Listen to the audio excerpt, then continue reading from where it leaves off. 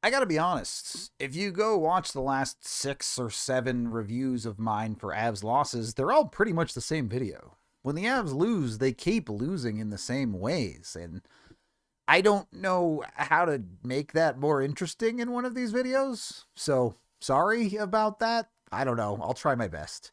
Avs lose to the Nashville Predators 2-1. Look, this has a lot of the same traits that a lot of Avs losses have had lately. There's been a few that are a little bit different, but for the most part, the Avs' biggest problem boils down to their inability to finish. And it's not that they're a bad finishing team. They're actually a good finishing team, top 10 in the league when it comes to shooting percentage at all situations. But it doesn't matter because of how skewed the Avs scoring is. In games they win, they usually have very high shooting percentages, 15, 18, 20%, crazy numbers.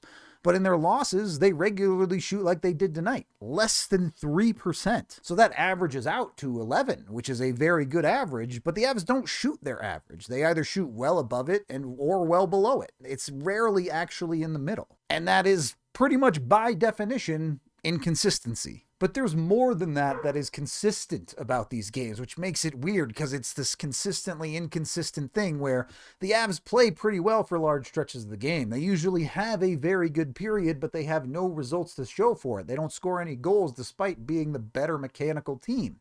And then they will eventually break through and score a goal, but pretty consistently they give that goal back pretty quickly.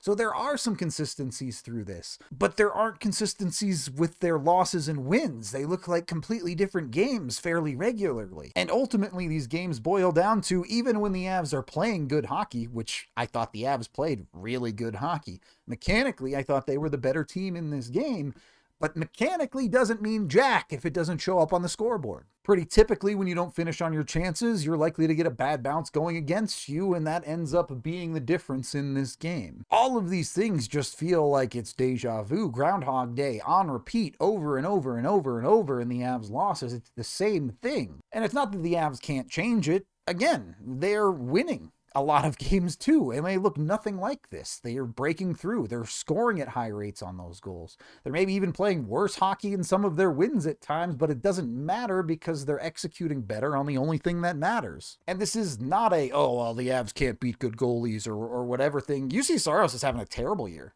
He was a sub 900 goaltender coming into this game, and look, Saros played great. It happens. But also, it's happened so many times to the Avs that you can't just have a goalie play great against you every other game. Like, that doesn't happen. The Avs are part of this problem. I don't know, this is a super ranty one because I feel about it, and I'm just trying to change it up a little bit because I've made this video 7 times in a row. I mean, not in a row, but 7 losses, whatever. Let me show you the goals, because the Avs' first goal is actually really pretty. It's a really well put together play, and I loved everything about it. This play starts with the Predators going 2-on-2 into the Avs zone. The shot they take misses the net high and rims hard. The Cardinals sin. This gets Middlestat high in the zone with puck possession. Middlestat's able to get to this and put a beautiful little touch on it. Really a Casey Middlestat special. This is what he does best. Gets this up to Parssinen to spring him to the neutral zone. Parssinen quickly across to Druin to get the Avs in space, and it's an easy neutral zone and offensive zone entry from there. It's also a good job by Malinski to jump up into the play as the third man to create odd numbers. Get in, and Malinski, I don't know if I've ever seen him shoot the puck this hard. That thing is a bomb. So obviously, nice play, great shot, but importantly, it's the players that are involved in this. Casey Middlestat doesn't get an assist, but he helps set up the play. That's the second line. Parssinen, Druin, guys the Avs need more out of. They got it out of them tonight. It was everybody else that they didn't get it out of. And maybe more importantly, Sam Malinski getting involved in the offense. He had a good couple of games heading into that Four Nations break. Good to see him keep it up. He's a guy that could help make a difference for the Avs. If he can have a good week or two here, maybe cements where the Avs feel they are with their defense going into the trade deadline. And yeah, they're still going to have to make moves. I'm not saying that, but having one more piece of that defense solidified does make decisions a little bit easier for Colorado if Malinski can be that. So cool. Avs get a lead. You feel good. You feel like they've played well and get rewarded for it. And 30 seconds later, they have a terrible shift and it's in the back of their net.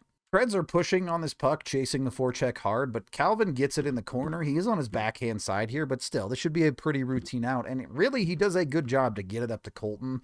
But Colton maybe doesn't realize that he has time and space here. He just takes a whack at this to try to chip it up off the wall and out, and it doesn't work. So Nashville's able to retain possession in the zone, and the shift just continually falls apart from there. An initial chance isn't squeezed by Wedgwood, so the rebound comes out, and while the Avs do a good job of covering to not let Nashville score a goal immediately, they do not do a good job of finding the puck or really maintaining defensive effectiveness at all. What is going on here? We have both your defensemen covering one guy, net front. It's a problem, and it only exacerbates the Avs chasing this play over and over. Middleton does do a good job of being physical, but he isn't really accomplishing anything defensively, and the Avs aren't able to be dangerous when it comes to things like trying to win puck battles back and get going the right direction. Now, this isn't horrible defense. There are no disasters on this play ultimately. It's just the Avs not able to win the 50-50 battles at the right moments, as Middleton seems more interested in trying to push guys around than actually play for the puck. So while Nashville finally gets an opportunity out high, you continue to have just complete chaos. This defense is a mess. What is this? You have 5 guys in a triangle essentially defending 2? I mean, rough. And this shot is going to find its way through and in. That's a team breakdown. There's multiple puck breakdowns, multiple lost battles. There's a lot going on there. Poor for the Avs. Things like that also happen. There's another team trying to win this hockey game. It's hard to play a perfect defensive hockey game. That's why you need to score more goals, because the other team scores sometimes too. And I want to be clear here. I am not trying to dunk on Keaton Middleton here. I'm not trying to be mean to a guy. And I don't even think him and the Avs defense is anywhere near the biggest problem in this game. Again, how many games can you win by scoring 1 goal? It's not many. The offensive ability to produce consistently is the far bigger problem here. But let me show you this player card. It's not a guy that should be in the starting lineup for a team that is taking itself seriously for a playoff spot. It's just not. Compare that to some of the numbers on these cards from the Avs' other depth defensemen, and the story is that it's not even really very close. I understand that there are things people believe Middleton brings beyond what the numbers say with physicality, and there's some truth to that, though I do think people put too much weight into it. I'm not going to get into that whole discussion because this is trying to be a short video, but the reality is the actual on-ice product needs to be better on the Avs' bottom pairing. Anyway, it's a 1-1 game from there, and after a good portion of quality but futility from the Avs, eventually something breaks the other way.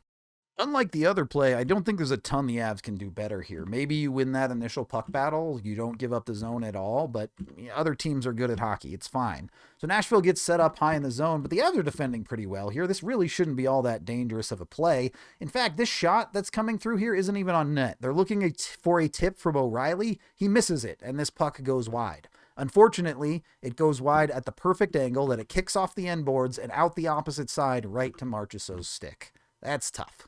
I mean, come on, man. What are the Avs supposed to do there? That is a play set up for a tip play on the near side, and they mess it up. They do not execute it correctly. They just get an incredibly good bounce, and it's in the back of your net. Defensively, I don't know what the Avs are supposed to do there. Again, these are problems that you have to solve by scoring more goals, and the Avs failed on that task. That was it. I will say the end of this game was a little bit disappointing. Yes, Lucky committed a bad penalty. He shouldn't have done it. I don't really understand why it was a 4-minute penalty. I didn't see any blood, but maybe there was and they just didn't show an angle. Whatever. That's not my problem. My problem is the Avs kind of just gave up on this penalty kill. And I get it. You're probably losing in that situation anyway. It's a tough spot. But they had possession of the puck multiple times on the penalty kill. And instead of pulling your goalie and trying to create something 5-on-5, they just dumped it away. They just gave the puck away and they seemingly accepted the loss. It was kind of disappointing. That's the only really part of the game that I'm actually disappointed with from an effort or plan standpoint from the Avs. Yes, they didn't execute on the scoring. That's a continuous problem. They need to fix it. But those last 2 minutes were the only disappointing play that I really had from the Avs. Yeah, I don't know. This one felt ranty and whatever, but it's the same stuff every single time. So maybe that's what it deserves.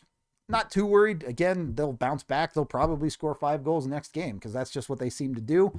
But these losses exactly happening this way, getting old being stuck in this loop. That is the end of this video. Thank you for watching. I am Rudo, and I would like more goals.